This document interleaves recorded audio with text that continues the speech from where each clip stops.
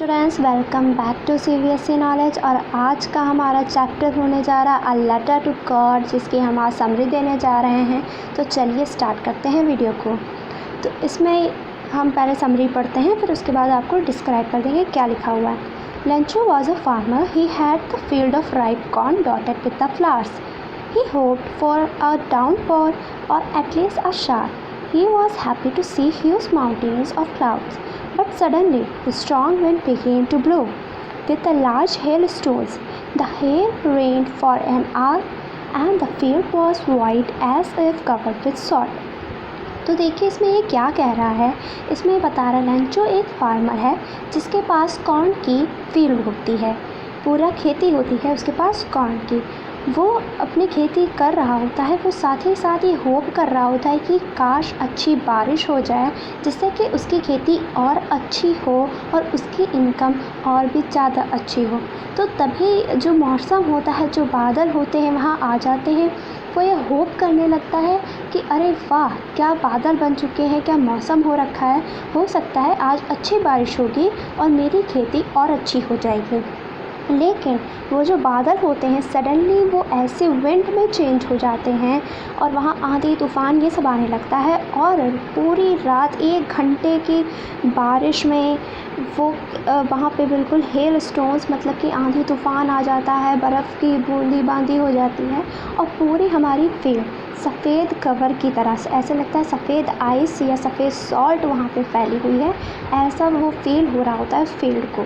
और वो उस चीज़ देख के लेंचो इतना ज़्यादा दुखी हो जाता है कि कहाँ उसने ये होप किया था कि उसकी फील्ड इतनी अच्छी होगी, लेकिन वहीं पर उसकी फील्ड पूरी सफ़ेद सॉल्ट की तरह दिख रही होती है। तो चलिए आगे पॉइंट्स को देखते हैं। The corn was totally destroyed, जैसा कि मैंने कहा कि कॉर्न पूरी तरह से डिस्ट्रॉयड हो गए।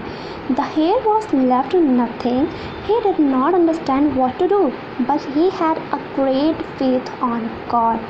He decided to seek help from God. He wrote a letter to God demanding 100 paisas. When the postman read the letter addressing to God, he could not stop himself by laughing. Okay, तो उसके अंदर जो होता है एक भगवान को लेके काफ़ी ज़्यादा फेथ होता है, जैसे हम सब में होता है कि हाँ, अगर हमारे साथ कुछ बुरा हुआ है तो हमें पॉजिटिविटी मिलती है उनको याद करके। तो वो ऐसे ही उसके अंदर उनको लेके फेथ कुछ ज़्यादा ही होता है।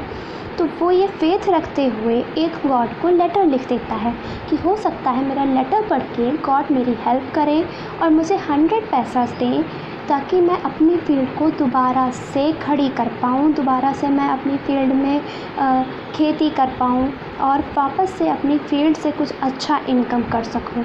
तो वो ये सोच के गॉड को एक लेटर लिख देता है। लेकिन जब वो लेटर पोस्ट करने के लिए पोस्ट ऑफिस जाता है तो वहाँ पे जब वो लेटर पोस्ट करने वाला होता है तो वो पोस्टमैन को देता है।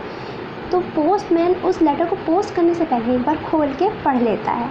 तो उस टाइम उसे बहुत ज़्यादा हंसी आ रही होती है और वो अपने बाकी ग्रुप मेंबर्स को भी ये बात शेयर करता है कि इस आदमी ने लेटर लिखा है गॉड को कि इसकी फील्ड ख़राब हो गई है, तो गॉड इसे 100 पैसा की हेल्प करें।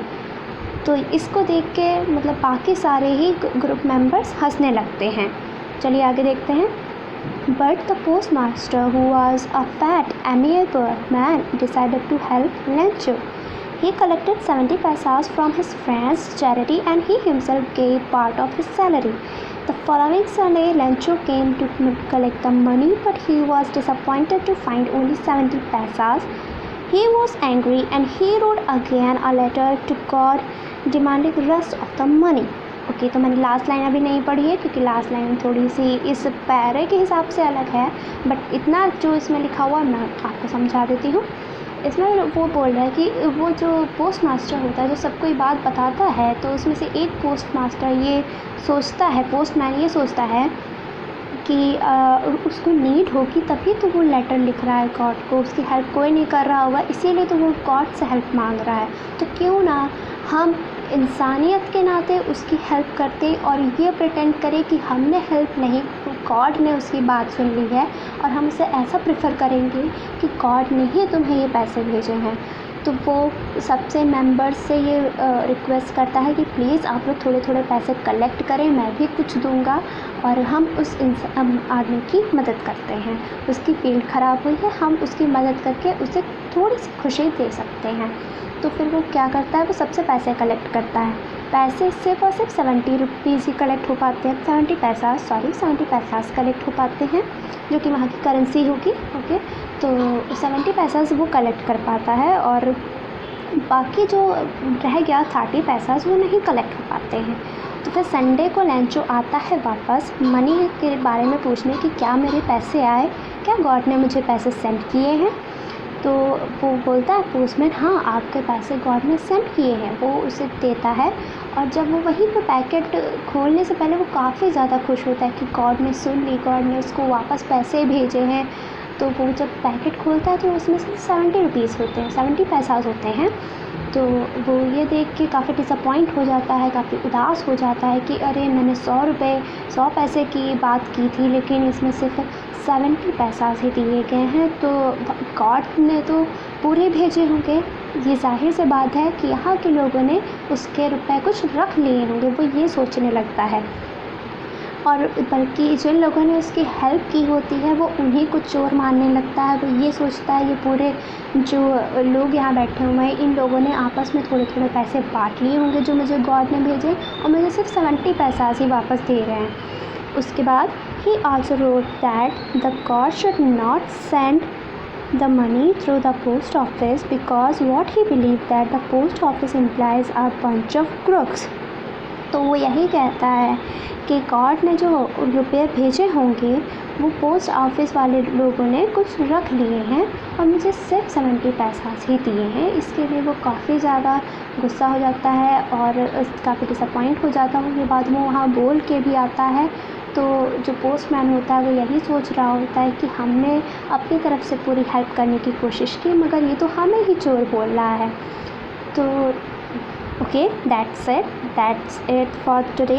यही आज की हमारी वीडियो थी। ये आई होप आपको ये समरी समझ आई होगी।